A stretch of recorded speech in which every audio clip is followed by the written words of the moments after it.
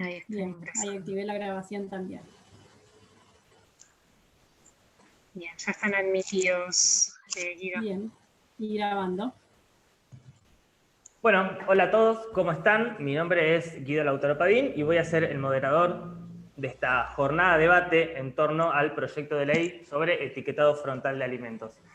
Antes que nada, le doy la bienvenida a todos los expositores, pero también a todas las personas que se sumaron a este conversatorio, a este debate sobre un tema que es súper importante y que está estrechamente ligado a las cuestiones de salud pública, pero también, y ya lo vamos a ver en el transcurso de la jornada, las cuestiones productivas y específicamente a la actividad productiva de frutas y verduras.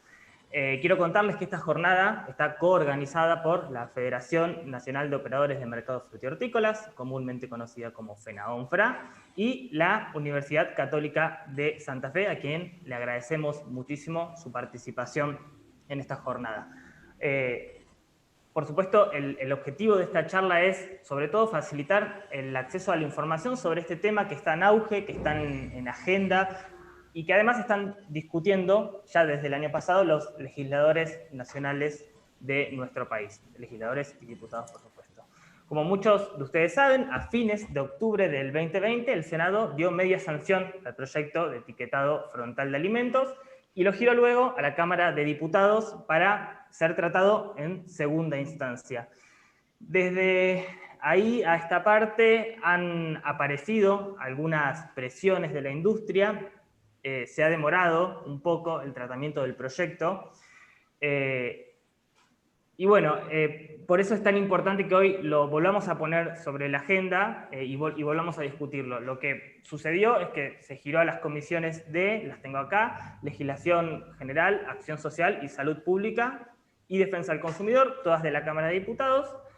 Y bueno, volvió a instalarse entonces en agenda. El debate está, por suerte, hoy es una discusión que también está en redes sociales, está en la agenda pública, hay muchas personas que están interesadas más que nunca en lo que comen, en cómo se alimentan, y eso es súper importante, tanto para el sector frutícola como para las personas que están en la construcción de políticas de salud pública. Para quienes no lo sepan, lo dije al principio, pero lo recuerdo ahora, FENAONFRA representa los mercados mayoristas de frutas y verduras de todo el país, que son los encargados de garantizar que estos alimentos frescos lleguen a la mesa de todos los argentinos. Y por eso, antes de arrancar con la ronda de expositores propiamente dicha, que nos va a instruir sobre lo que se está discutiendo cuando hablamos de etiquetado frontal en nuestro país, le voy a dar la palabra a Carlos Otrino, que es el presidente de la Federación, y que nos va a contar ¿cuál es el interés concreto que tiene la Federación, que tiene FENAONFRA, en participar activamente de estos debates? ¿Cuáles son las motivaciones que lo llevan a, por ejemplo, estar en las reuniones informativas como la que tuvo ayer la Cámara de Diputados para contarle a la sociedad qué es lo que puede aportar el sector frutihortícola en esta política pública? Así que, Carlos, si estás por ahí, te doy la palabra. Buenas tardes para todos, gracias por compartir este espacio con nosotros, es un placer para la Federación y agrego a la Universidad Católica de Santa Fe, organizar un evento donde podamos debatir sobre una cuestión que tiene que ver con alimentación y que tiene que ver con información y que tiene que ver con salud pública. Para nosotros, desde los mercados, cuando empezamos a trabajar en 2010 vinculados al Ministerio de Salud de la Nación, empezamos a comprender claramente que los mercados como plataforma de distribución de alimentos en fresco, de frutas y verduras en todo el país, a todo lo largo y ancho del país, es parte de la solución y no del problema. Luego lo que aparece es en las GAPA, las Guías Alimentarias para la Población Argentina, nos marca también que nuestra incidencia en la alimentación sana, rica, sabrosa y saludable es incorporarle a cada plato frutas y verduras. La realidad es que estamos muy interesados en defender esto porque entendemos que la ley nos da un marco regulatorio, no creo que de otra manera se pueda avanzar en este tema, incluso para lo que más nos importa, que es el futuro de la Argentina, que es para los niños y niñas y adolescentes que concurren a las escuelas, donde regula la forma en que se presentan los productos alimenticios que hace la industria en general, con una serie de advertencias para que el consumidor esté informado. Nos parece que eso es trascendental, pero no les voy a ocupar más tiempo, dejemos que hablen los que saben y para eso los convocamos. Así que es un placer estar con ustedes. Bienvenidos a este evento y Guido, es tuyo. Bueno, muchas gracias, Carlos. Ahora sí vamos a pasar con los expositores que están hoy presentes. Les vuelvo a agradecer el tiempo y la dedicación por venir a compartir su conocimiento. Si les recuerdo, tienen 10 minutos por expositor. Les voy a solicitar que nos extiendan. Sé que es tedioso que se los recuerden y sé que a veces es difícil, con todo lo que hay para decir sobre este tema, limitarse a ese tiempo. Pero recuerden que hacia el final vamos a tener un momento de preguntas donde seguramente cada uno de ustedes tenga un momento para ampliar su postura, su mirada o lo que tengan para decir.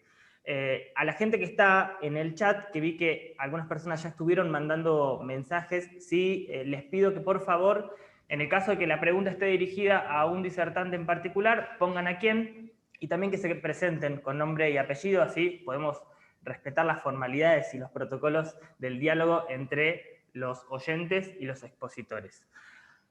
Entonces vamos con el primer expositor. Voy a darle la palabra a Gustavo Zuleta, que es contador y secretario en FENAONFRE y el Mercado de Productores de Rosario. Y Gustavo viene a plantear algo que a mí particularmente me resulta súper interesante y creo que al sector frutihortícola en general le va a interesar esta exposición, porque Gustavo viene a hablar sobre cómo la industria ha utilizado históricamente y utiliza hoy a las frutas y verduras como parte de su estrategia publicitaria, a veces de manera engañosa, y cómo eso ha representado de alguna manera un perjuicio para el sector frutihortícola. Así que, Gustavo, ¿estás por ahí? Te cedo la palabra. Gracias, Guido. Buenas tardes para todos. Si me dan un segundo, yo voy a intentar compartir unas placas para que nos ayuden un poco a entender. Ahí está. Todo el mundo escucha bien, se ve el trabajo, lo están viendo bien, está todo perfecto. Se ve perfecto, Si no, Gustavo. Fenómeno, muy amable. Bien. A ver. Ahí estamos. Digamos, la pregunta principal sería ¿por qué a la frutihorticultura, o por qué para la frutihorticultura es importante esta ley? Voy a dar alguna referencia corta de qué es lo que sería, o qué significa la actividad, y podemos decir que en la Argentina hay un poco más de 60 mercados, que en esos mercados se reciben y se comercializan lo que se produce en aproximadamente 870.000 hectáreas. Sepamos que esto se distribuye en toda la Argentina, a lo ancho y a lo largo del país. De ese producido, el 70% va para consumo interno, y del otro 30% una parte va directo de producción al consumidor y otra parte se vende a través de las grandes superficies y un resto a exportación. De ese 70% que va para mercado interno, se vende todo a través de comercios de proximidad, las verdulerías. Yo lo menciono porque después tienen importancia en la explicación de todos los actores de este rubro. Es bueno mencionar que los mercados han ido a lo largo de muchos años transformándose, evolucionando, y han logrado, los mercados digo hemos porque estoy en uno, hemos logrado comprender que esa evolución implicaba que la actividad debía ser realizada bajo estrictos lineamientos en cuanto a lo que significa la seguridad alimentaria, para garantizar la inocuidad de los alimentos que acá se venden, frutas y verduras, productos en fresco. De esta manera, eso da la punta a lo que hace un rato Carlos decía, de que somos parte de la solución. Entendimos eso. Nos hicimos cargo y logramos comprender que teníamos que evolucionar en este sentido.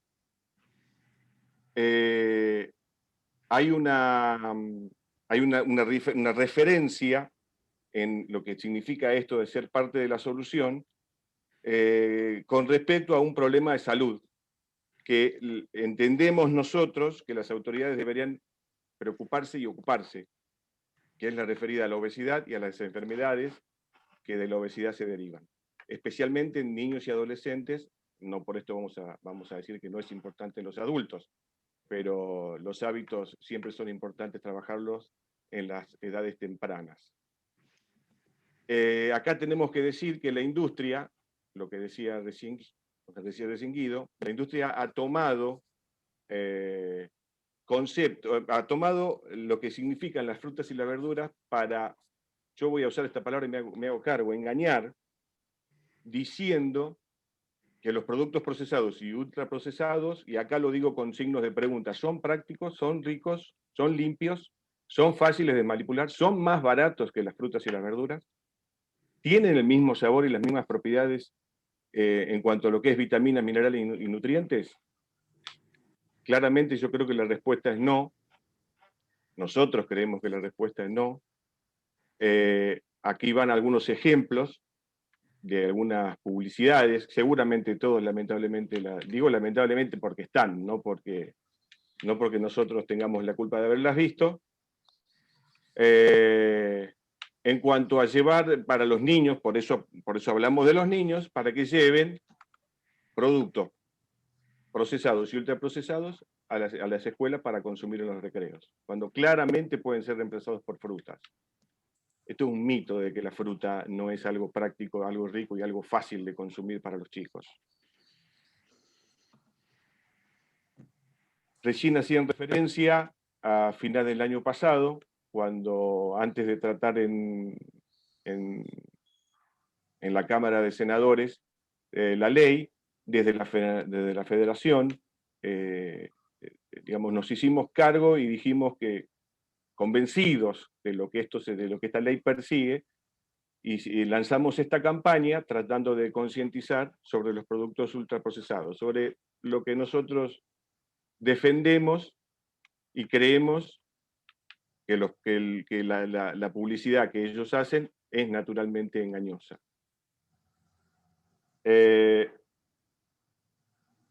Yo creo que a esta altura del partido ya nadie se atreve a discutir que las frutas y las verduras tienen un papel preponderante en la alimentación saludable. Es algo que muy pocas personas se atreven a discutir. Y aquí les va una información gráfica, en este caso esta gráfica, para que se entienda y se comprenda cuánto es lo que los argentinos en promedio consumimos de frutas y verduras. En este caso la gráfica tiene solamente un dibujo de una manzana, para que se entienda y para que se comprenda lo que se está comparando, pero lo recomendable de consumir en porciones de frutas y verduras por día son 5. Nosotros consumimos solo 1,5. Acá yo les hago esta pregunta y la dejo solamente para que cada uno se la responda. ¿Cuánto es que consumieron ayer de esas 5 porciones de frutas y verduras? ¿Cuánto es lo que consumieron hasta ahora? Que si hacemos el promedio del día deberían ser 2 o 3. Bueno, yo creo que si estuviésemos en la escuela y yo les pidiese que saquen una hoja en blanco y lo escriban, me parece que estaríamos todos prácticamente en marzo. No sé si exagero, pero es una realidad y nos tenemos que hacer cargo de eso. Uno de los argumentos que enunciaba al principio, que usa la industria para comparar la fruta y la verdura con respecto a los procesados y ultraprocesados, es el precio, que es más barato. Demos solo un ejemplo. El precio del kilo de un alfajor de una marca promedio, sin enunciar a ninguna particularmente, y sin ir a un artículo premium, simplemente uno promedio, podemos decir que el kilo del alfajor cuesta un poco más de 500 pesos, 500 y algo de pesos. Yo les doy algunos precios actuales de algunas de las frutas. Bananas 130, 150 pesos el kilo, y estoy exagerando, diciendo que lo están comprando en el lugar más caro posible. Durazno, el más caro de los duraznos, un durazno pelón de la marca que ustedes quieran, o de la mejor marca posible, 200, 230 pesos. Manzana premium, no entremos en la explicación de la cantidad y la variedad de manzanas que puede haber en el mercado, pero la mejor manzana, 200 pesos, 250 pesos el kilo. Kiwi, que entra dentro de los artículos que se llaman delicatessen, 400 pesos el kilo. Una fruta que está muy de moda, porque los cocineros la están usando prácticamente en todos sus platos, la palta, 500 pesos el kilo.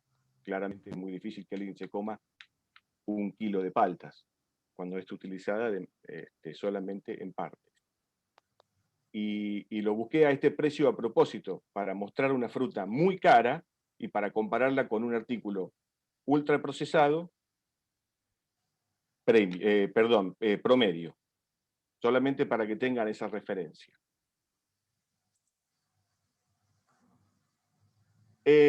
Siguiendo con esta idea, con esta realidad de que los mercados tuvimos que a lo largo de los años ir evolucionando y transformándonos, dentro de los mercados funcionan los operadores de los mercados, que son quienes verdaderamente venden la fruta y la verdura que en los mercados se comercializa. Ellos también han tenido que transformarse, ellos también han tenido que capacitarse, también han tenido que aprender y hacerse cargo de que su actividad no es tan solo el ser agentes comerciales que se ocupan de comprar un artículo, un producto y venderlo.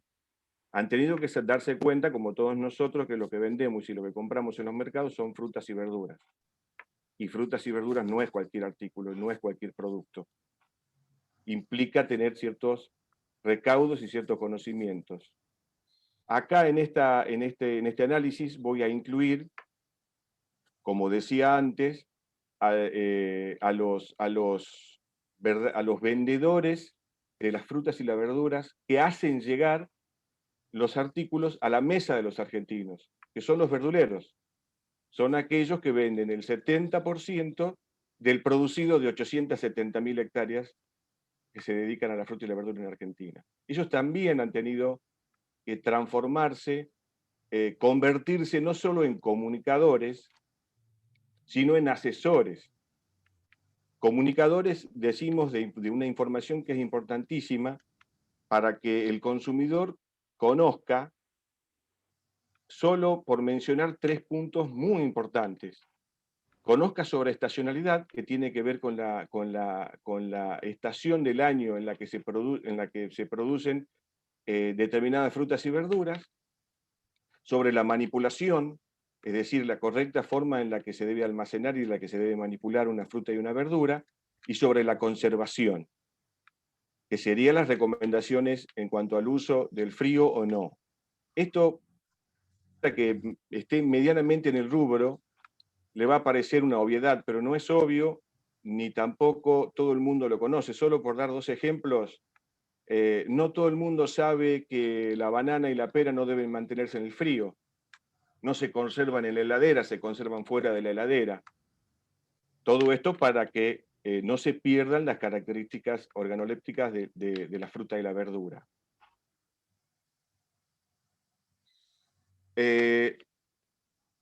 Finalmente, para intentar resumir por qué, no solo desde la Federación, sino a partir de la Federación y los mercados, por qué acompañamos, apoyamos y estamos convencidos de que esta ley es muy importante. Primero y principal, porque es una ley que va a dar o que viene a dar información. Información que es vital. Nosotros necesitamos o creemos que el consumidor tiene que convertirse en un consumidor inteligente. Entonces, con la información que se le dé, el consumidor puede saber por qué está llevando un artículo o cuál producto está llevando a su mesa, fundamentalmente por qué es bueno incorporarlo Aquí mencionamos a los niños, a las niñas y a los adolescentes. Yo incluyo también a los adultos. Lo que pasa es que, como decía recién, es mucho más fácil trabajar los hábitos en los más jóvenes. Pero teniendo esa información, uno hasta inclusive siendo adulto que tiene, entre comillas, lo digamos, malos hábitos, puede cambiar esa forma.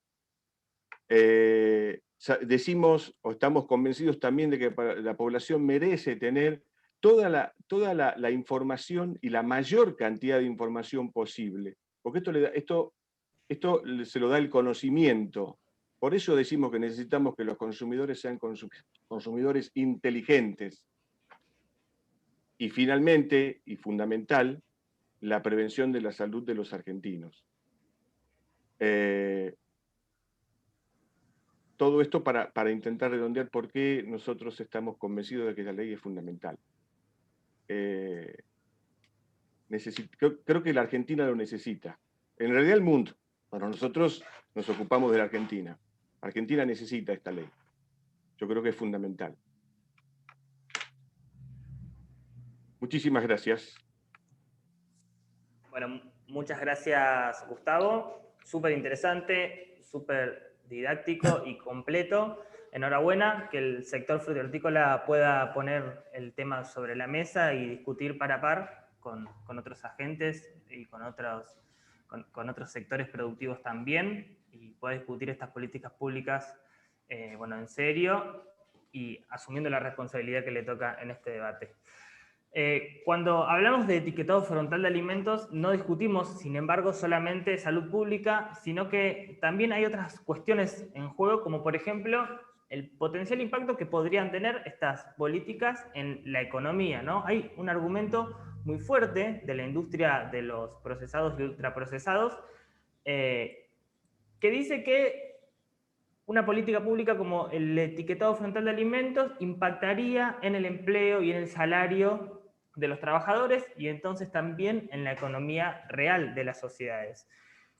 Pero la pregunta que cabe entonces es ¿cuán así es esto y si está medido? Bueno, hace poco el economista Guillermo Paraje presentó un informe muy interesante donde analiza el impacto del etiquetado en el mercado laboral chileno que, como ustedes seguramente ya saben, tiene esta ley desde 2016. Entonces le voy a dar la palabra a Guillermo para que nos cuente qué descubrió en esa investigación que hizo allá en Chile. Guillermo, ¿estás por ahí? Sí, ¿me escuchan? Perfecto, dale nomás. Bueno, muchas gracias por la invitación. Para mí es un gusto estar hoy aquí presentando esto, y es un gusto también que Argentina esté considerando una regulación tan necesaria como esta. Antes de empezar, simplemente, una breve declaración de conflictos de interés. Yo no he trabajado nunca para ningún tipo de industria vinculada o que pueda estar afectada por esta ley, ni en Argentina ni en ningún lado. Los resultados que voy a mostrar fueron básicamente proyectos financiados por la Universidad de Carolina del Norte de Estados Unidos y la FAO de Naciones Unidas, que no tuvieron ningún tipo de rol ni en el diseño de los estudios ni en la presentación de los resultados. A ver, ¿qué se dice? Lo que se dice frecuentemente, no solamente en Argentina, sino como un mantra en todos los países en donde se discute algún tipo de regulación, no solamente de etiquetado, pero algún tipo de regulación a la industria de alimentos y bebidas, es que si se regula, cae la demanda de estos productos y eso se traduce de manera prácticamente inmediata en una pérdida de empleos y una caída de salarios. Esto es lo que se dice. Por otro lado, la teoría económica nos dice que esto no es así. Si uno toma un enfoque agregado, ni el empleo se tiene que ver afectado, ni los salarios debieran caer, simplemente porque lo que se produce en una ley como esta es una reasignación de la demanda. Lo que se deja de comprar de alimentos etiquetados se compra en otro tipo de alimentos que son no etiquetados, o como en frutas o en verduras, o en otros bienes y servicios. Es decir, no se pierde, los consumidores no pierden el dinero, no es que si no lo compran o si no lo gastan en alimentos etiquetados no pueden gastarlo, esto es un absurdo, sino que lo gastan en otros bienes.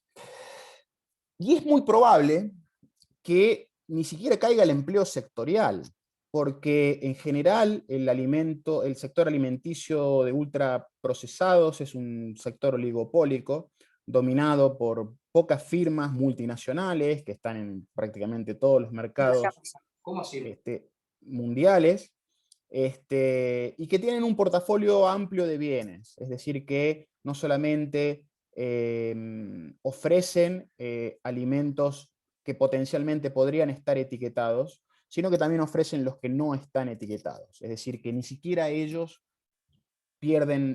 podrían perder demanda ante una medida como esta. Entonces eso es lo que dice la teoría económica, falta ver un poquito qué nos dice la evidencia. Y el caso chileno es particularmente interesante porque fue el primer país que adoptó un modelo similar al que está discutiendo Argentina. Es un modelo bastante ambicioso en términos de etiquetado de alimentos, que ya lleva, como mencionaron, casi 3 años y medio. ¿Sí? Empezó en junio del 2016, se hizo por fases, la primera en 2016, en junio del 2016, la segunda en junio del 2018 y la tercera en junio del 2019, ajustando los umbrales de nutrientes en cada uno de los casos para tener o no tener estos sellos. Entonces simplemente lo que hicimos con mi equipo fue 2 tipos de estudios del tipo antes y después. Es decir, simplemente comparamos la evolución de empleo y salarios reales en sectores económicos que se comportaron igual antes del etiquetado, puede ser alimentos y bebidas afectados versus alimentos y bebidas no afectados, o el sector alimenticio completo versus otros sectores, con otro sector, como por ejemplo hoteles, servicios profesionales, minería, digamos cualquiera o un conjunto de ellos que se comporte de manera similar, y se los compara después de la implementación del etiquetado. ¿Sí? Es un enfoque cuasi experimental, en donde si estos sectores se comportaban igual y después del etiquetado pasan a comportarse diferente, uno podría asumir que el etiquetado en el sector relevante tuvo un efecto sobre, por ejemplo, empleo y salarios. Lo que hicimos fue, para el primero de estos estudios, el que fue publicado recientemente, es usar información de firmas de todas las empresas formales que pagan impuestos en Chile, que además son las que están afectadas al etiquetado, hasta diciembre del 2017, es decir, 1 año y medio después de la primera, la implementación de la primera fase del etiquetado. Y comparamos entre empresas alimenticias, las que estaban potencialmente afectadas por el etiquetado versus las que no estaban probablemente afectadas por el etiquetado. Además, dentro del sector manufacturero, entre alimentos y bebidas completos y otras empresas no metálicas, y entre manufactura como un todo, en el cual el sector alimenticio representa alrededor de 1/3 en términos de empleos, y otros sectores, como mencionaba, servicios profesionales, empleo público, digamos, sectores que no tienen nada que ver y que de ninguna manera podrían verse afectados por la implementación de una medida como esta. Lo que encontramos, yo les voy a mostrar simplemente unos gráficos que creo que son claros, pero detrás de esto hay una batería de test estadísticos y de pruebas econométricas que le dan, digamos, una cierta certidumbre estadística a los resultados. Este es el empleo en el sector de alimentos y bebidas. Y como ven aquí, lo de arriba es la evolución de los sectores potencialmente afectados, y lo de abajo en amarillo son los sectores potencialmente no afectados. La línea esta es junio del 2016, es decir que estos dos sectores, afectados y no afectados, se comportaban de la misma manera hasta junio del 2016, y después de junio del 2016, básicamente se siguieron comportando de la misma manera. Es decir que, tomando como grupo de comparación sectores alimenticios no afectados, no hubo cambio alguno en el empleo, ¿sí? Lo mismo pasó para manufacturas, lo mismo pasó para dentro de manufacturas no metálicas. Y en salarios reales pasó exactamente lo mismo. La de arriba son sectores no afectados, salarios promedios en sectores no afectados, y lo de abajo son salarios promedios en sectores afectados. Vemos que se comportan de igual manera, no hay diferencia estadística entre estos dos sectores antes del etiquetado, y no hay diferencia estadística después del etiquetado. Es decir que en base a este análisis no hubo ningún cambio en salarios reales y en empleo en el sector manufactura, en el sector alimentos y bebidas, y dentro del grupo de empresas que potencialmente podrían haber estado afectadas por el etiquetado. El segundo tipo de análisis que hicimos fue otro estudio que pronto va a salir publicado, espero. Usamos encuestas oficiales de empleo, y eso nos permitió ver las 3 etapas del etiquetado, es decir, hasta fines del 2019, si mal no recuerdo. Y además usamos un índice oficial que se reporta mensualmente de producción física manufacturera, es decir, unidades producidas.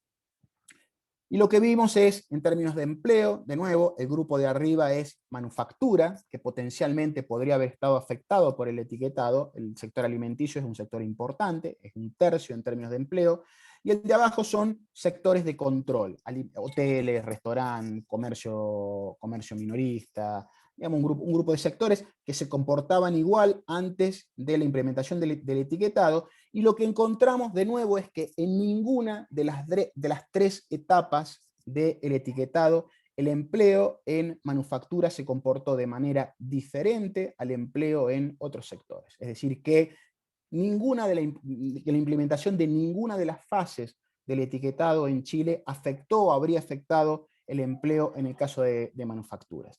Y en el caso del índice de producción manufacturera, tampoco. ¿Sí? De nuevo, comparamos el sector alimentos y bebidas con otros sectores de la industria manufacturera. El sector alimentos y bebidas es el que está, son los puntitos azules aquí abajo, y el otro son los puntitos rojos. Es un índice mucho más volátil que el de empleo, porque la producción es más volátil que el empleo, pero básicamente cuando uno hace las pruebas estadísticas lo que obtiene es que tampoco hay cambios. ¿Sí? Entonces, esta idea de que el sector de que el empleo o de que las variables reales, concretamente en el sector laboral, se podrían ver afectadas con una política como esta, es absolutamente, digamos, no tiene sustento en la realidad en el caso de Chile. Tampoco lo tienen otros. Sí. Disculpe que lo interrumpa, le queda 1 minuto. Sí. Tampoco lo tiene en otros países. En el caso del impuesto a las bebidas azucaradas y alimentos densos, algunos alimentos densos en energía, en el caso de México, tampoco se vio ningún cambio, y acá pueden ver en el de la izquierda la evolución del empleo en el sector de alimentos y bebidas. Se implementó el impuesto y básicamente dejó de caer el empleo y se estabilizó, es decir, que el impuesto tampoco puede ser, al impuesto tampoco se le puede atribuir un efecto sobre el mercado. Entonces, este argumento no tiene ningún tipo de sustento real. Ahora, la industria tiene otros argumentos que ustedes los van a oír, los han oído, y digamos, en esto Argentina tampoco es diferente a otros países. El primero es que Argentina es un país diferente al resto, que por alguna razón esta ley en Argentina va a tener sobre el empleo un efecto diferente al que tuvo una ley muy parecida en países de la región, en países muy similares. Argentina en esto no es diferente al resto. La industria alimenticia en Argentina está dominada por las mismas empresas que existen en el resto de la región, incluso en países desarrollados. Tienen el mismo nivel de concentración de mercados y ofrecen básicamente el mismo tipo de producto, el mismo portafolio. Es decir, no hay ningún elemento para decir que una ley como esta podría tener un efecto diferente en Argentina al que tuvo en el resto del mundo. Otro que a mí me causa mucha gracia, es que no hay que estigmatizar a los alimentos. Una ley como esta no estigmatiza absolutamente nada, no prohíbe el consumo de ningún bien, simplemente lo que hace es intentar brindar información clara sobre algunos productos. Algo que se hizo y que no tiene ningún tipo digamos, no es discutido, por ejemplo, en el caso del tabaco con el tema de las advertencias gráficas. Y el tercero, que muchas veces se dice también, es que no hay que asustar, no hay que estigmatizar, sino que lo que hay que hacer es gastar en educación, es educar al consumidor. Con lo cual surgen una serie de preguntas. Primero, ¿quién paga esa educación? Si las empresas, si ellas dicen el Estado, ¿por qué el Estado tiene que pagar una educación como esa? ¿Cómo se hace esa educación? ¿Cómo puede competir un programa educacional que muestre las ventajas de consumir ciertos alimentos versus otros con la enorme publicidad que realizan las empresas, sobre todo en niños, que son el grupo más voluble? ¿Cómo puede competir, digamos, un programa educativo con este tipo de cosas? Es decir, que son, de nuevo, argumentos que van a escuchar en Argentina y que se dan, como les digo, en el resto del mundo. Dos conclusiones para terminar. Primero, no hay ninguna razón, ni teórica ni empírica, que sustente la idea de un impacto negativo a nivel agregado de una medida como esta, ni en empleos, ni en salarios. Y de nuevo, los argumentos y las tácticas de la industria alimenticia, esto de embarrar la cancha, de demorar, que se están viendo en Argentina, son muy similares a los de otras industrias, como por ejemplo la del tabaco, para oponerse a medidas que realmente pueden mejorar la salud pública. Este es el artículo, termino con esto, está ya disponible en internet para el que lo quiera leer, está en Food Policy, y estos son mis datos por si requieren algún tipo de aclaración adicional. Muchas gracias. Bueno, muchísimas gracias, Guillermo. Muy interesante tu presentación también. Vamos a, bueno, el que quiera después conocer más el laburo de Guillermo puede seguir en las redes a FENAONFRA. Ahí vamos a compartir seguramente esta presentación para que la puedan ver quien quiera retomarla más adelante, y también van a encontrar el @ de Guillermo para seguirlo en Twitter o en sus redes y hacerle las consultas que no le lleguen a hacer en este Zoom, porque recuerden que si quieren hacerle alguna pregunta, la escriben en el chat y no hay ningún tipo de problema. Hacia el final del conversatorio la abordamos. Lo que tomo de la presentación de Guillermo es entonces cómo la actividad productiva de alimentos en fresco, cómo puede introducirse en este debate respecto a lo que está haciendo la industria de los ultraprocesados. Y también retomo las palabras de Zuleta en esto que decía es, bueno, nosotros nos dimos cuenta que somos la solución, ¿no? Quienes comercializamos y vendemos productos frescos nos dimos cuenta que somos parte de la solución. En este sentido, a fines del 2020, el economista agrícola de la consultora Gabinete Mac, que se llama Miguel Giacinti, presentó un informe muy interesante junto a Alfredo Palmieri, que es ex ministro de Producción de Río Negro, y Jorge Teff, que es de Productores Argentinos Integrados, que tocan un tema muy interesante, que es la cuestión de que si el Estado Nacional, a través de créditos, invirtiera en fruticultura para tener una fruta de calidad, eso repercutiría en un gran ahorro para el Estado argentino, tanto en gastos de salud pública, como en un recupero del empleo y en la reconstrucción de los salarios, que es algo que abordó recién Guillermo. Entonces, le voy a ceder la palabra a Miguel, si está por ahí, para que profundice un poco más sobre esta hipótesis. Gracias a FENAONFRA por la invitación. Básicamente nosotros partimos de un nuevo paradigma, no considerar que la cadena de valor termina en el minorista, sino que termina en la salud. Esto, de alguna manera, disparó todo un debate que las conclusiones se las comparto. En primer lugar, digamos, es importante saber, cuánto cuesta la alimentación no saludable. La alimentación no saludable tiene un costo. Estamos hablando de 9.600 millones de dólares anuales. Es el 20% del presupuesto de gasto en salud. Son datos oficiales del INDEC, de una encuesta de factores de riesgo del 2018. Nosotros hemos calculado el 2020 porque hemos agregado el costo de la obesidad, el sobrepeso y además hacemos seguimientos trimestrales de la facturación de los laboratorios que nos permite saber la enfermedad no transmisible, qué proporción tienen de la facturación de los laboratorios. Eso nos lleva a 13.800 millones de dólares, pero no tiene sentido discutir 13.800 o 9.600. Ya 9.600 dice cuál es el costo que hay que pagar hoy por no tener una alimentación saludable, y no solamente es el gasto público, son las obras sociales, no solamente el PAMI y el gasto privado. Los privados están gastando 2.865 millones de dólares anuales. En general, el primer dato que quiero poner en la mesa es, así como Guillermo planteaba que no hay antecedentes en materia de impacto económico por medidas de este tipo, la pregunta es, hoy se paga 9.600 millones de dólares, al menos reconocido a través del INDEC en la encuesta Factor de Riesgo del 2018, de una alimentación no saludable. Veamos qué es alimentación no saludable. El primer dato de esa alimentación no saludable tiene que ver con que el 40%, estos también son datos oficiales del INDEC, después les comento los nuestros. El INDEC dice, 41% disminuyó el consumo de fruta en los últimos 20 años en Argentina y cayó un 21% el consumo de vegetales. Para que ustedes tengan claro, de los 5 unidades que se recomienda, 5 al día, o la Organización Mundial de Salud, digamos, solamente se consumen 2. Pero quiero aclarar que eso equivale a 400 gramos día, y en realidad la Asociación de Nutricionistas de Argentina recomienda 700 gramos por día, que los 400 es un mínimo, no el ideal. El ideal son 700 gramos por día. Ese también es un informe oficial. También habla que se duplicó en ese periodo que cayó el consumo de frutas y vegetales, duplicó el consumo de gaseosas, y que además somos el 4º país en consumo per cápita de azúcar, 3 veces superior a lo recomendado, y el factor más importante, que es relativamente soslayado, es que el 72% de la gente reconoce que se alimenta mal y dice y explica que es por un problema de hábitos alimentarios.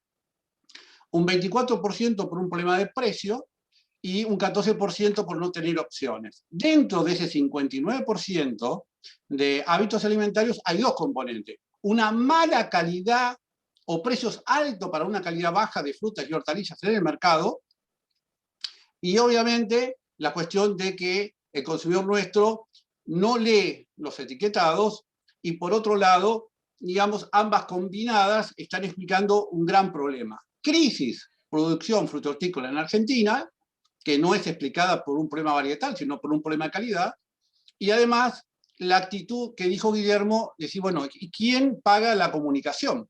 En principio ya sabemos que esto tiene un costo de 9.600 millones de dólares por año. Y en el tema de obesidad, 61% de los encuestados tiene problemas de sobrepeso y obesidad. En la Patagonia en general, pero también en Formosa, en Catamarca, son los más altos índices del país, y se da más en los hombres que en las mujeres.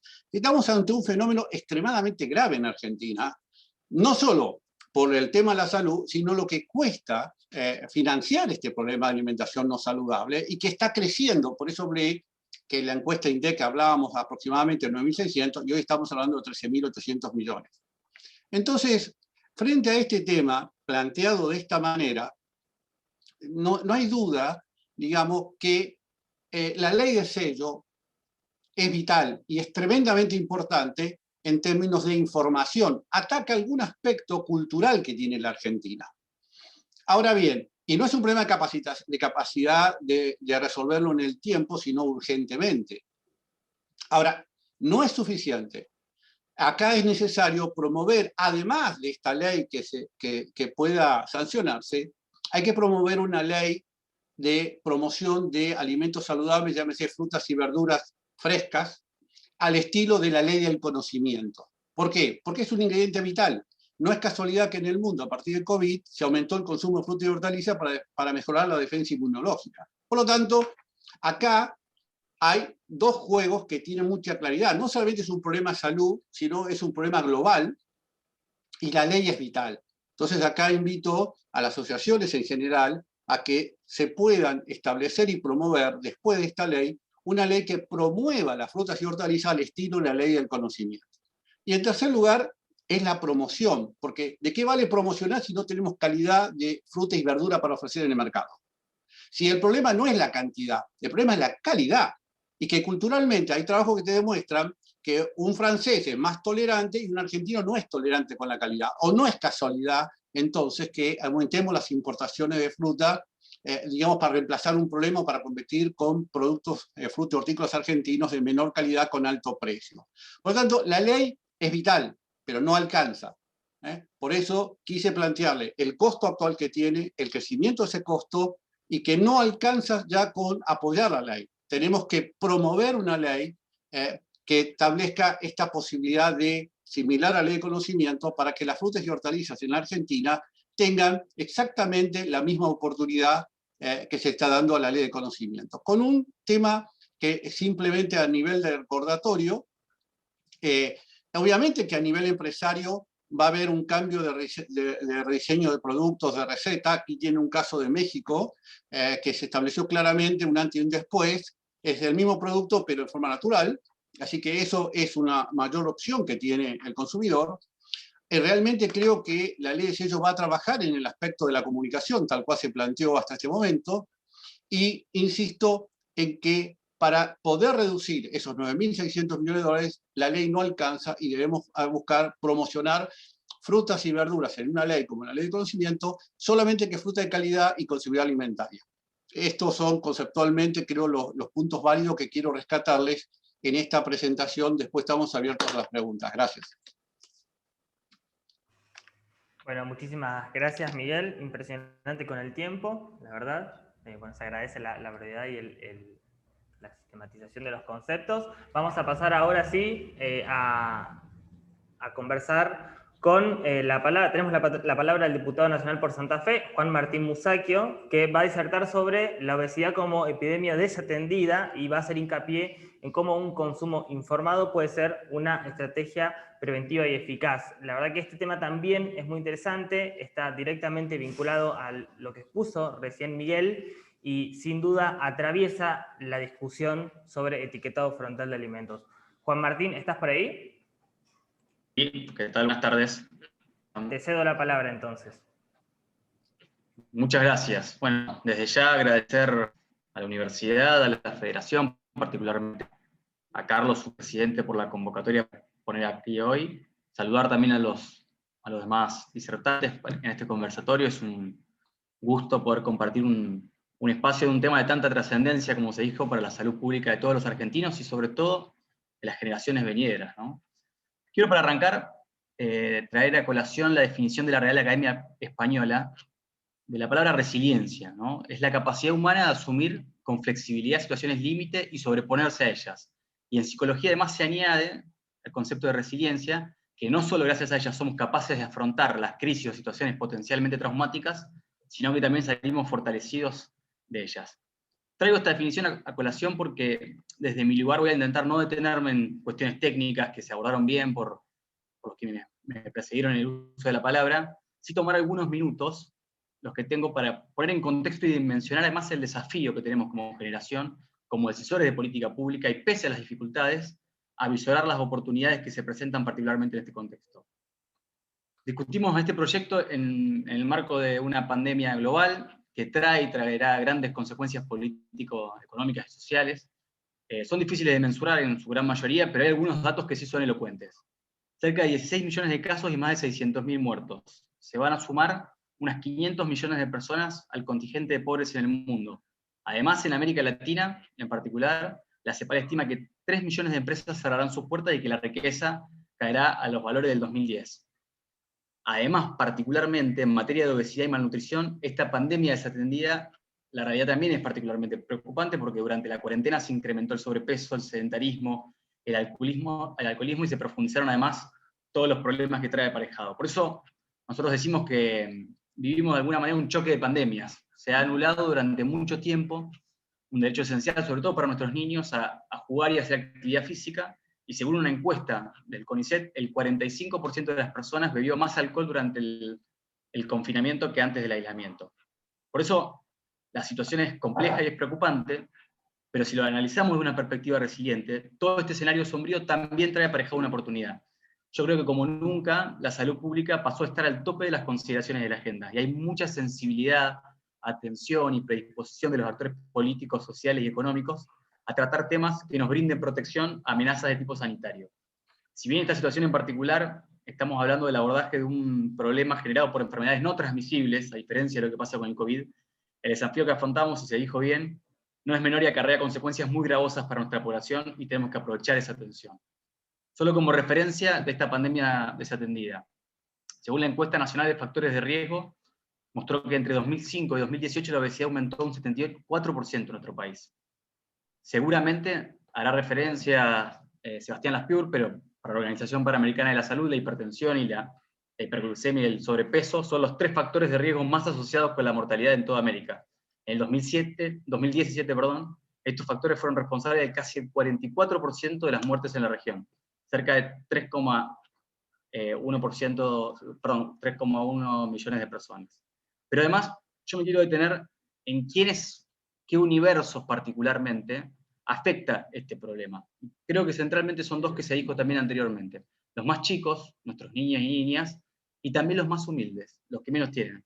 Con nuestros niños y niñas porque está demostrado que los alimentos con excedentes de nutrientes críticos los encuentra como particular público cautivo. Los niños, niñas y adolescentes consumen un 40% más de bebidas azucaradas, el doble de productos de pastelería y snacks, el triple de golosinas respecto de los adultos. Esto genera daños imperceptibles a veces en el corto plazo, pero que en el mediano y largo plazo traen aparejadas consecuencias muy profundas.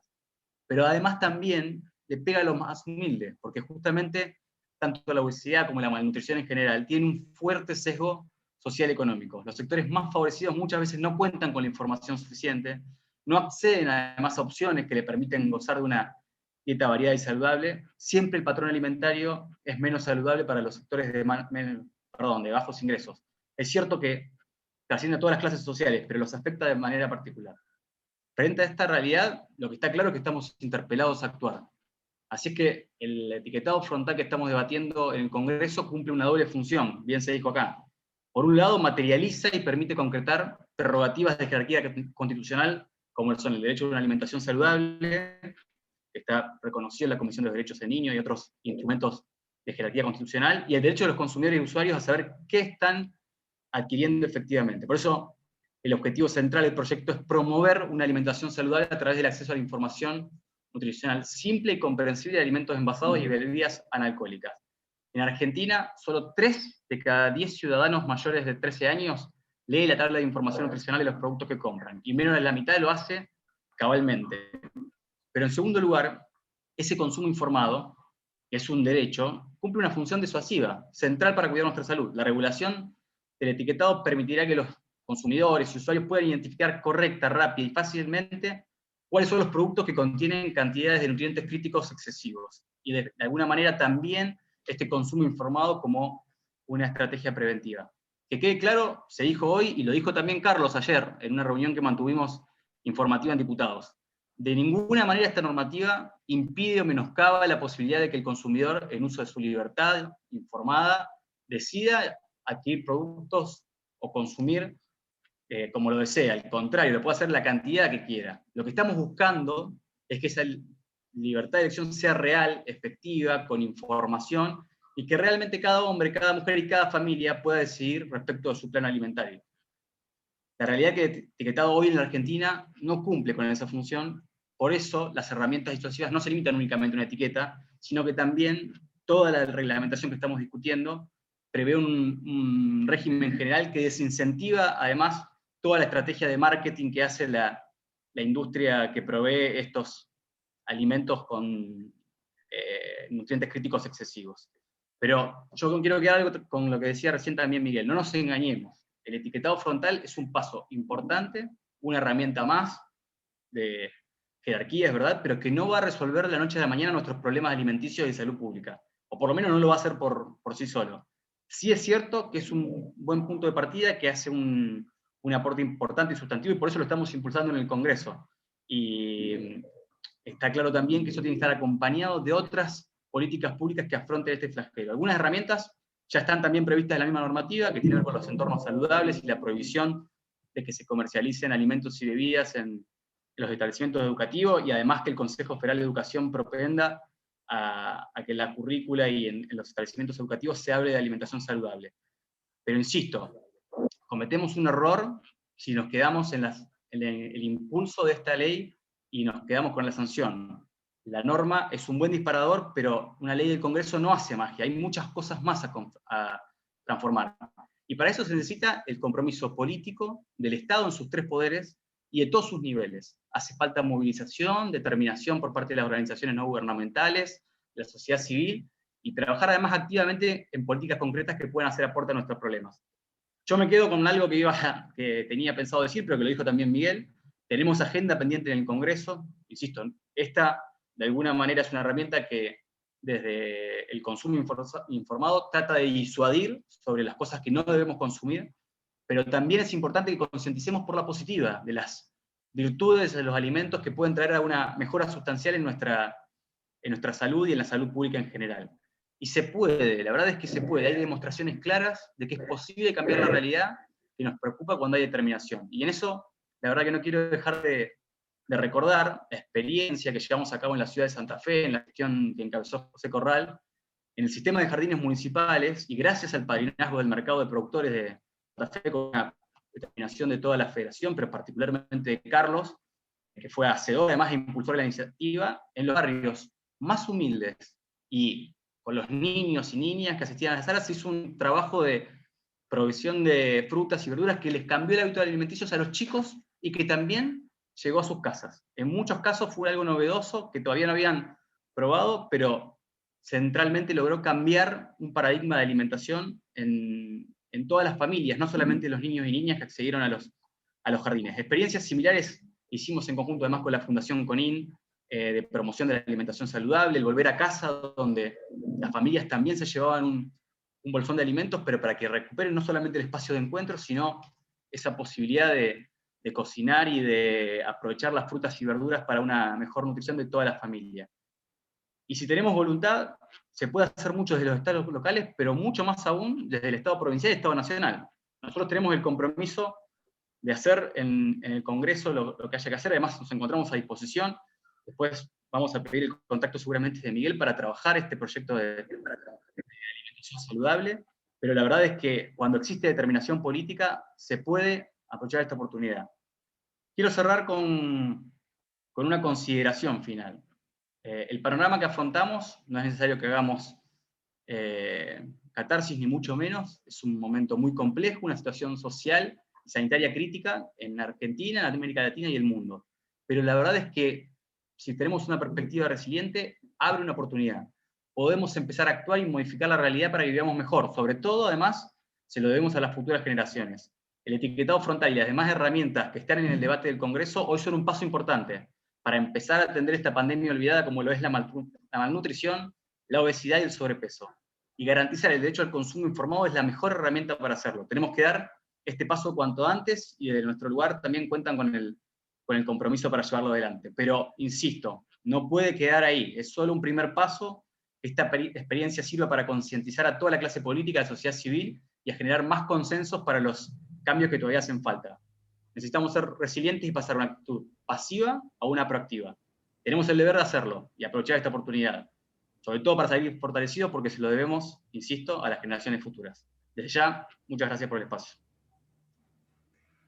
Muchísimas gracias, Juan Martín. Muy completa tu presentación. La verdad que se celebra también que funcionarios, que gente que está discutiendo en la agenda política estos temas esté comprometida y al mismo tiempo esté informada sobre lo que está pasando y sobre lo que los distintos sectores tienen para decir al respecto.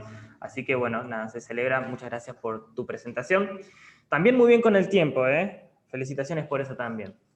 Vamos a cerrar entonces. Quien seguramente profundice un poco esta mirada va a ser Sebastián Laspiur, que ya fue mencionado en varias oportunidades en este Zoom. Él es consultor de enfermedades crónicas no transmisibles en la Organización Panamericana de la Salud. Y Sebastián nos va a explicar un poco cuál es la posición de OPS en torno al actual debate de etiquetado frontal que se está realizando en nuestro país, en Argentina, que se realizó en 2020 y seguirá realizándose, esperemos, en 2021. Así que si estás por ahí, Sebastián, ya te cedo la palabra. Sí, ¿qué tal? Buenas tardes, ¿se me escucha bien? Perfecto. Bárbaro. Bueno, en primer lugar, la verdad que es un verdadero gusto estar en este espacio y agradezco enormemente a FENAONFRA y felicito por el rol y el involucramiento en estas temáticas tan relevantes para la alimentación, para la salud y también para el sector fruto-hortícola, ¿no? Y bueno, y también es un gusto compartir estos espacios con Miguel Ángel, con Guillermo Paraje y también con el diputado Juan Martín. La verdad que me parece que es muy importante que conozcamos y que el sector fruto-hortícola y la comunidad en general conozca qué se está tratando, qué se está poniendo en juego y lo importante que es avanzar en ciertas políticas. Como primer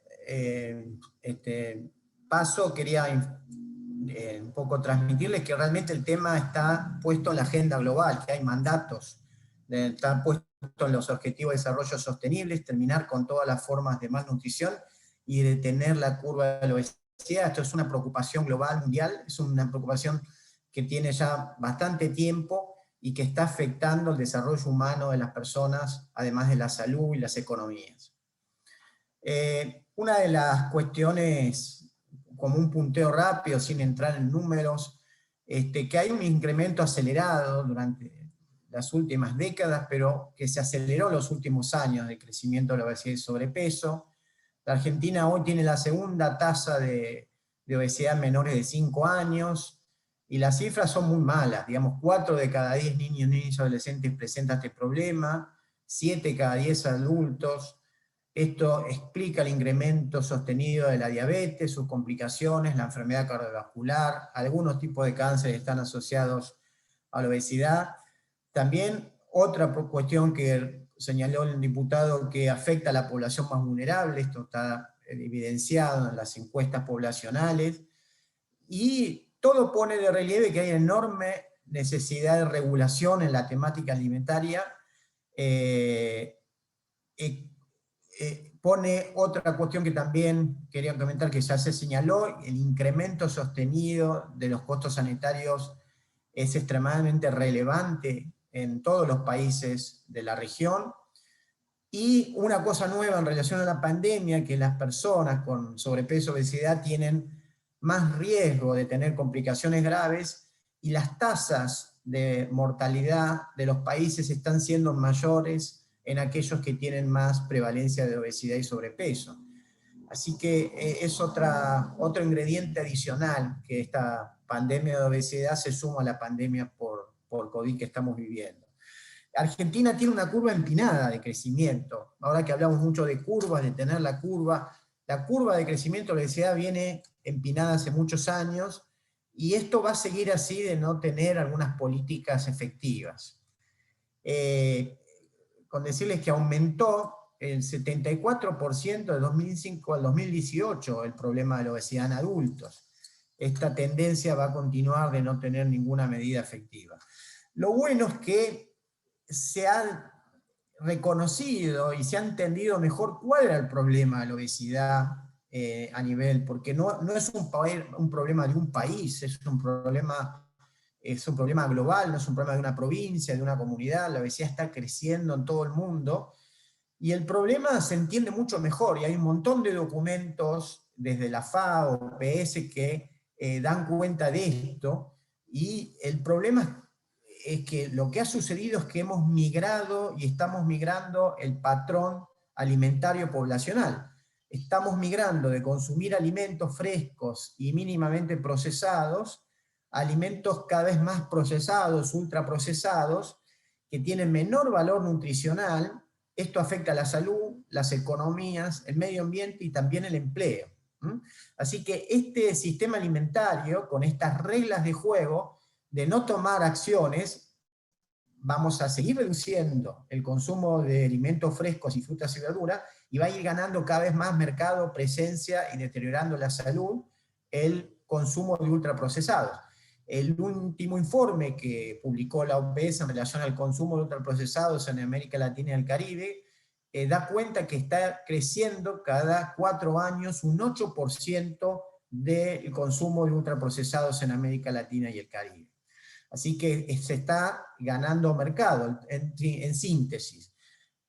No hay mucha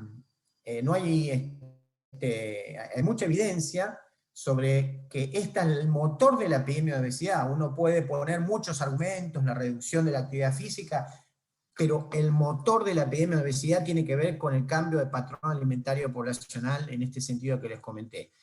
Y para familiarizarnos del tema, uno puede tener productos naturales o mínimamente procesados. Ustedes saben que algún grado de procesamiento tiene la comercialización y producción de frutas y verduras, pero se puede procesar en forma de un enlatado, donde ya se agrega sodio, pero eso genera que haya más durabilidad del producto, pero el tomate sigue estando en su composición original. Pero después está el tema cuando se lo ultraprocesa, se le agreguen un promedio de 15 o 20 aditivos, ingredientes, y el producto termina teniendo olor y color a tomate, pero en la lista de ingredientes a veces casi no figura el tomate, o no figura el tomate. Es decir, esto en el caso de la imagen que vemos abajo, desde un durazno, el último punto, son solamente ingredientes y aditivos, donde no encuentran durazno en la lista de ingredientes. Consumo de ultraprocesados tiene como consecuencia, ¿por qué existe este desplazamiento del consumo de alimentos naturales y frescos a ultraprocesados y cada vez más procesados? El punto es que hay una cuestión de desplazamiento primero por cuestiones de publicidad. Unos se publicitan en forma agresiva, dirigido a niños, tienen mucha presencia y muchas pautas publicitarias comparadas con los alimentos naturales. Otra es todas las estrategias de comercialización en escuela, en relación a los ultraprocesados, es mucho más fácil y agresiva. Y por otro lado, hay una competencia desleal en que unos duran meses y años en góndola y el otro es un alimento fresco, ¿no? Entonces hay una necesidad de cambiar las reglas de juego para que este desplazamiento no siga acelerándose. La característica de los ultraprocesados es que tienen altísima cantidad, en casi su gran mayoría, de azúcares, grasas y sal. Tienen propiedades casi adictivas, por eso el acostumbramiento de los chicos a este tipo de productos hace que después la fruta y verdura no sea aceptada por el paladar, y los mecanismos de recompensa cerebrales que se activan cuando uno consume alimentos se van transformando y hace que cada vez nos cueste más que los chicos consuman frutas y verduras, ¿no es cierto? O alimentos naturales y que no sean alimentos procesados. Y bueno, y una de las cuestiones que sí lo comentaron en un chat, tienen una consecuencia enorme en el medio ambiente, ¿no? La producción, primero todos tienen un origen en los monocultivos, ¿no? Van deteriorando la biodiversidad y producen muchos desechos, en los envases muchos desechos. Así que, digamos, hay varias razones para cambiar y tratar de regular y cambiar las reglas de juego del sistema alimentario. Y si bien, como comentaron, el sistema alimentario necesita varias acciones multidimensionales para que realmente cambie el patrón alimentario y comamos con mayor calidad nutricional, sí es central la regulación como inicio de un etiquetado de advertencias que establezca algunas reglas nuevas de juego, y el etiquetado junto con la publicidad y la protección de los entornos escolares que esta ley contiene sería un elemento para apalancar las políticas necesarias que cambiarían algunas reglas de juego que facilitarían, al menos inicialmente, que el consumo de ultraprocesados siga ganando terreno por los alimentos frescos y que la curva de crecimiento de la obesidad y malnutrición empiece a aplanarse, ¿no?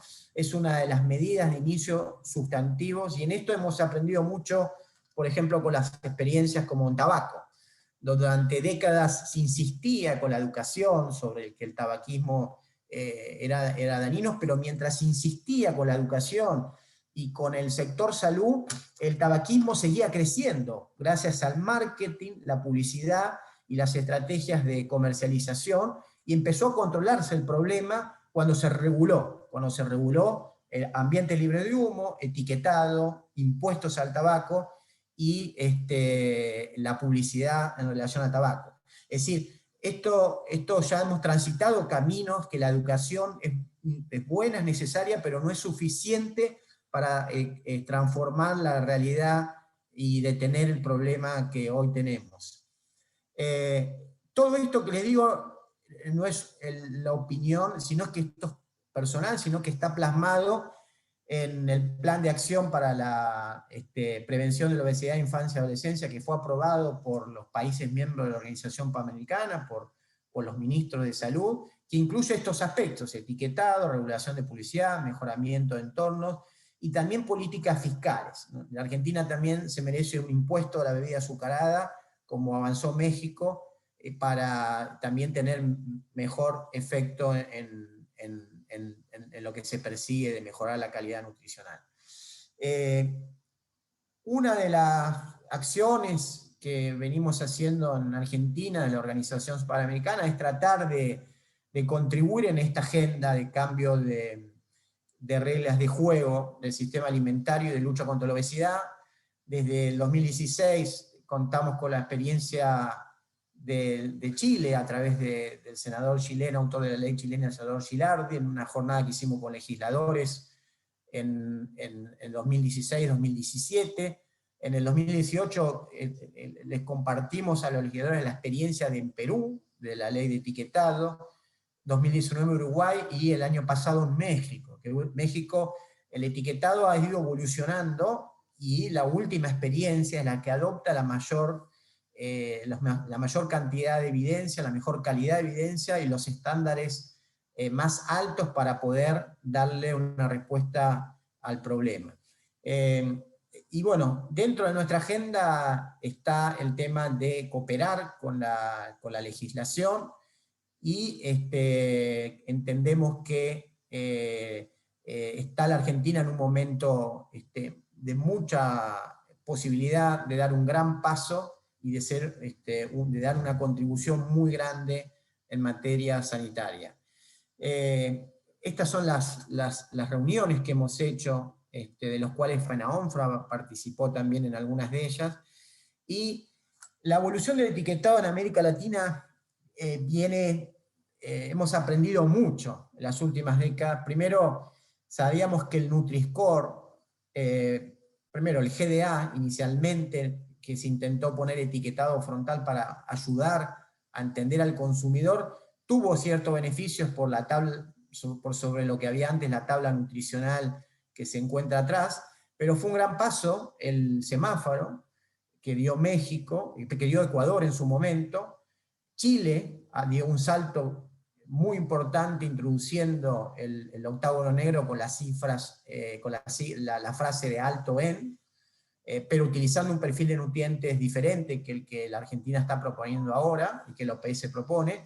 Y después finalmente México, utilizando y capitalizando la experiencia y la evidencia internacional, generó la mejor propuesta, que es un octágono que diga acceso en vez de alto, que tenga dimensiones apropiadas, que sea separable del resto del envase y fácilmente identificable, y que esté basado en un perfil de nutrientes que permita que se acompañe con las recomendaciones que emite la Organización Mundial de la Salud, que son las que se basan en estudios donde podemos saber cuáles son los niveles de nutrientes críticos que se asocian a mayor riesgo o problemas de salud, cuáles son los niveles de azúcares, grasas y sal que no debiéramos superar para conservar la salud, y que la autoridad sanitaria debería alertar a la población para que opte con total libertad si quiere o no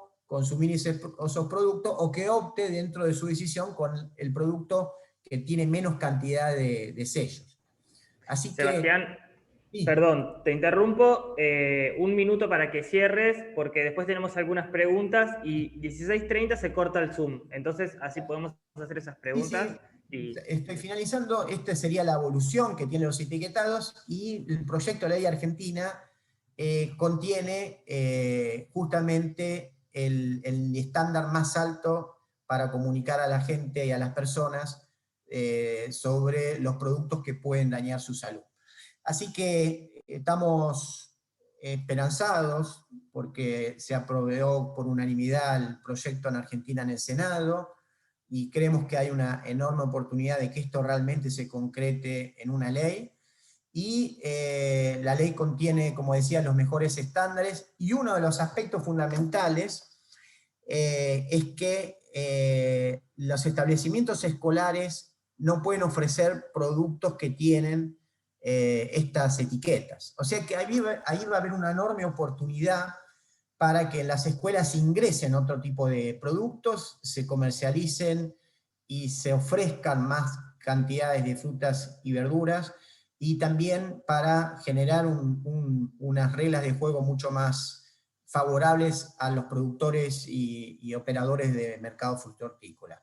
Así que, simplemente finalizando, la Argentina tiene una enorme oportunidad ahora de dar un gran paso, y que sería un beneficio no solamente para la salud de los argentinos, sino para la protección de derechos, para garantizar el derecho a la información, y también para que los productores de alimentos frescos, verdaderos, y que realmente, como decían, son parte de la solución, tengan un posicionamiento menos desigual en la posibilidad de ofrecer y crecer el mercado, y al menos que no se siga inicialmente contrayendo el mercado y ganando y perdiendo terreno en la mesa, en las góndolas y en la mesa de los argentinos.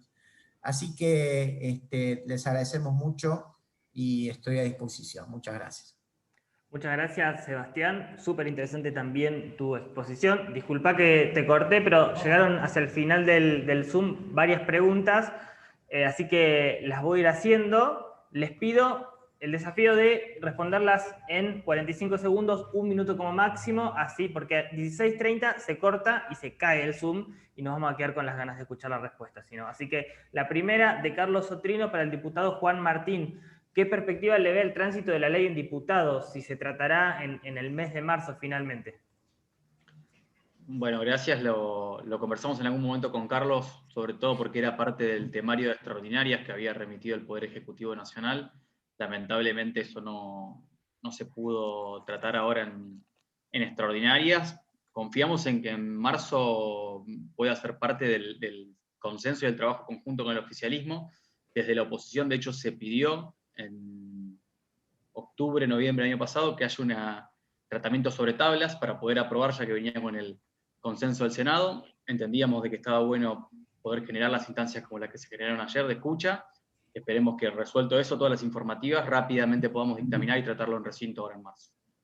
Bien, muchísimas gracias, Juan Martín. Entonces, hubo también una pregunta de Mariano Winograd destinada a Guillermo Paraje respecto a la caída de empleo y el consumo en Chile, pero Guillermo le respondió en el chat, así que ahí pueden ver pregunta y respuesta, que también es muy interesante para profundizar ese tema. Hay una pregunta, Laura Donet, dice: buenas tardes, soy economista, estoy asesorando a la Cámara de Diputados. Agradece por las presentaciones y quiere preguntar qué medidas educativas deberían acompañar esta ley para que el etiquetado tenga algún efecto en mejorar la alimentación y la salud. No sé quién quiere tomar de los expositores esta pregunta, que refiere a la necesidad de complementar también la ley de etiquetado con otras acciones. Yo no sé, sí, la educación siempre es muy importante y buena. Ahora, una aclaración: el etiquetado per se es una medida educativa, ¿no? Eso no es educación versus regulación. Es decir, el etiquetado es una de las formas más costo efectivas de transmitir educación, y la educación alimentaria y nutricional se da en todas las escuelas, siempre es bueno reforzarlo, pero se sabe que también se supo mucho con tabaco que el efecto de, por ejemplo, de educar a los chicos sobre el daño del tabaco es inferior a que esa escuela sea libre de humo y que su docente no fume delante de ellos y que no acceda a la publicidad y a entornos donde gente fuma. Así que la educación es muy importante, están las guías alimentarias para eso, y el etiquetado es un elemento más de la educación.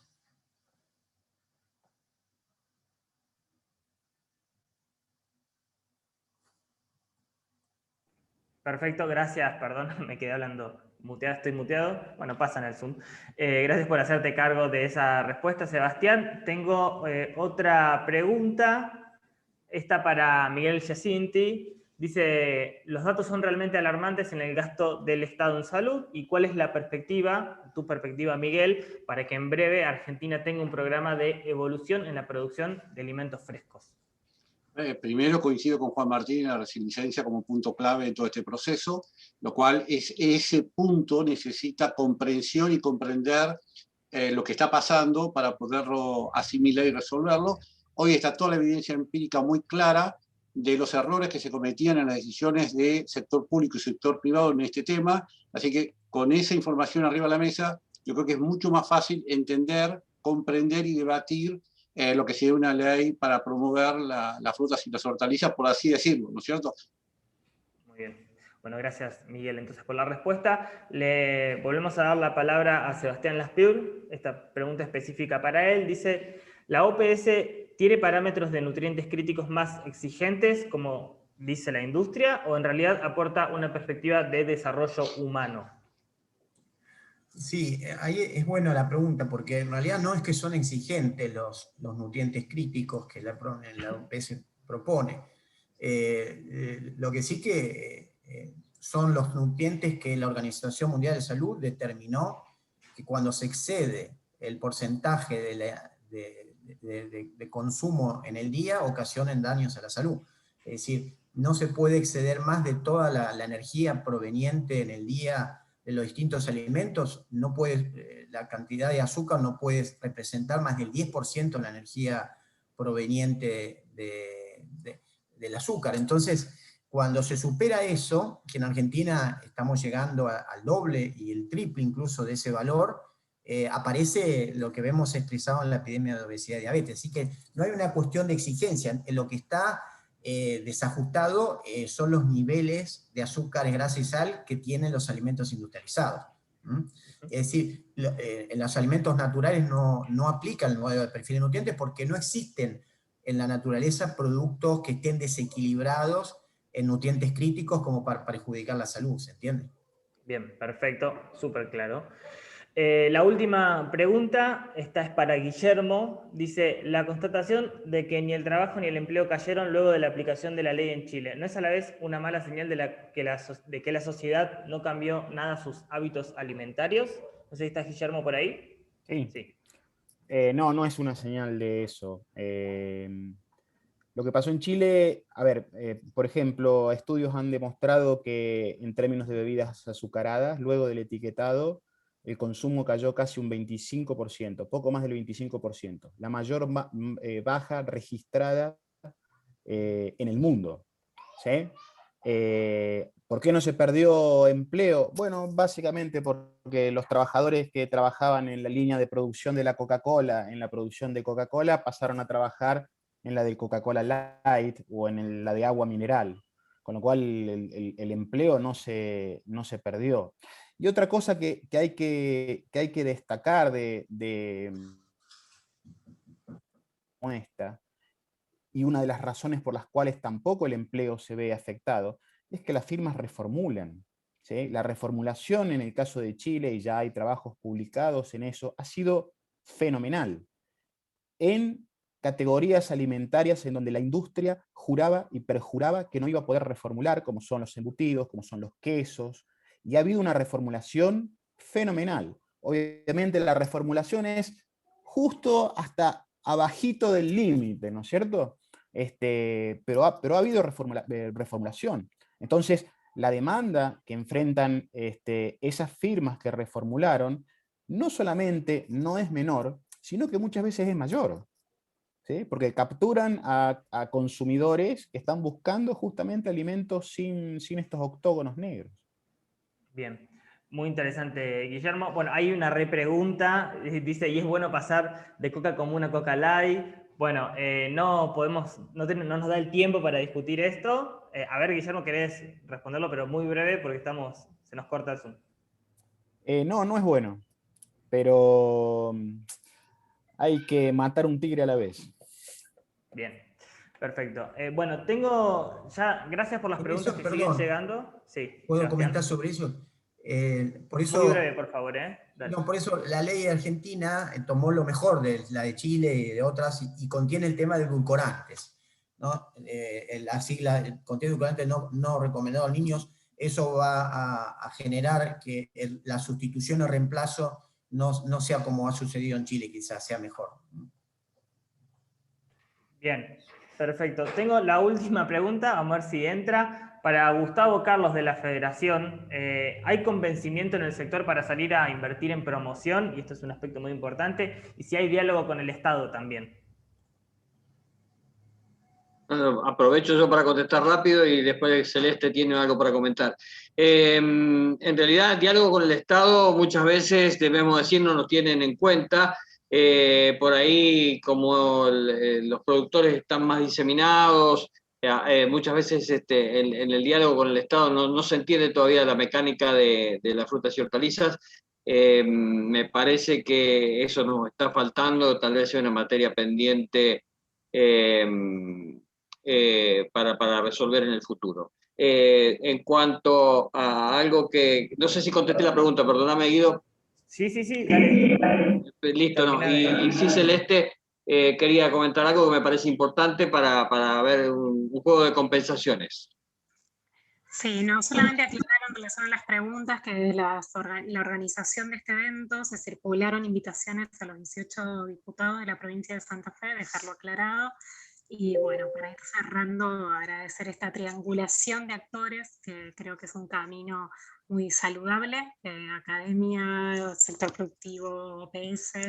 Muchísimas gracias por bueno, poder abiertos a la participación. Bueno, llegaron un montón de comentarios más que no lo vamos a leer, pueden leerlos en el chat. Sí, lo que les quiero decir, sobre todo agradecerles las disertaciones, el abordaje del tema desde diferentes miradas y perspectivas, la información concreta que han compartido hoy que es clave. Les recuerdo que en las redes de FENAONFRA, siempre @FENAONFRA en Twitter, en Facebook o en Instagram, van a poder encontrar este debate de nuevo. Y después van a poder escribirles también a los distintos profesionales que expusieron hoy para seguir conversando sobre este tema. Realmente el chat demuestra el real interés que se ha generado. 2021 es el año internacional de frutas y verduras, así que qué mejor que esta ley termine saliendo y que sea el puntapié inicial, como se dijo en varias oportunidades, para abordar distintas políticas públicas que complementen una alimentación más saludable en grandes y en chicos y se generen nuevos hábitos. Bueno, ahí Mariana Vázquez agradece las exposiciones, Laura Chormi también les dejó un agradecimiento, Andrea Graciano de Fagran deja un agradecimiento para todos los profesionales que participaron, así que se nos cierra el Zoom, les mando un fuerte abrazo a todos, gracias a la Universidad Católica de Santa Fe también por esta triangulación, como bien dijo Celeste, y será hasta la próxima, esperemos que con más novedades sobre el tema. Ojalá que sí sea, gracias a todos, Gracias. Gracias. Fuerte abrazo, chao. Gracias.